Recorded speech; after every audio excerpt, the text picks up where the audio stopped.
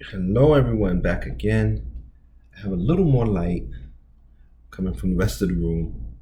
Of course, it was more before I pressed play, but okay, we're going to be dealing with um, Foster Avenue in this one. And what I'm doing in this one is I'm pretty much going back. So I started with 66 Rogers, but when I realized when I wrote this that, hey, I didn't talk about Foster Avenue. It's very important, very crucial too. Um, and again, I'm sorry I'm coming at night, but I was at food pantries all day, and then I wore myself out a little bit. It's kind of hot. So let's get into it. See, Foster Avenue. I have told you about 66 Rogers Avenue, but before that, there was Foster Avenue. I had a great little community there. I was taken care of like I was everyone's child. Our neighbor had a little girl, and she was treated the same way that I was. I stayed home while my mom went to work. My mother took me to a kindergarten class when I was 5 years old.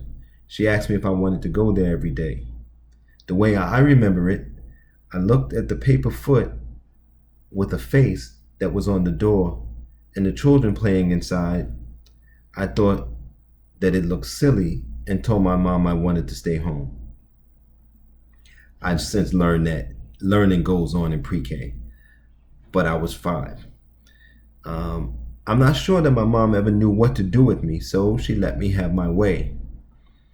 I had a puzzle that I would put together over and over again. I spent a lot of time watching Underdog and Hanna-Barbera cartoons. I'm not sure that it was a good idea, but I learned a lot watching those cartoons. You also have to think about too, we were reading, she was a Jehovah's Witness kind of, and they had books for children, so there was reading happening in the house at home. I had no problem being alone, and today my mom would be arrested for leaving me home. But the small group at Foster Avenue cared more for me than any kindergarten teacher or foster care family ever could. The black community was completely destroyed.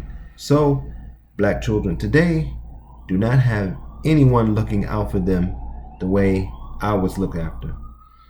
It is a good thing that black children today have all the tools they need to raise themselves. And that's one reason why all the young people in my family, I have no problems worrying about them, and all the young people that I come across. And my family is pretty good about caring for their children and giving them guidance. We're pretty thoughtful people for the most part. So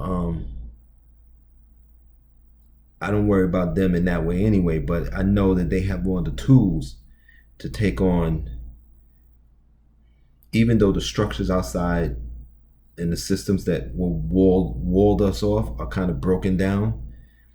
There's still residue from them, and I know that the young people that I know, my friends and families and the friends and families' children, they have the tools to move forward. So that's a good thing.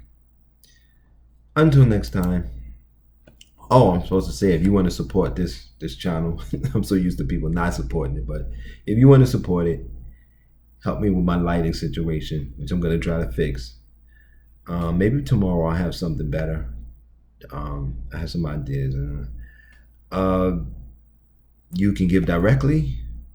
You can go to my links, or you can become a sponsor, and I'll hold your items up, or talk about your items, or talk about your organization, or talk about your podcast, whatever you want. Until next time, take care, and please be safe.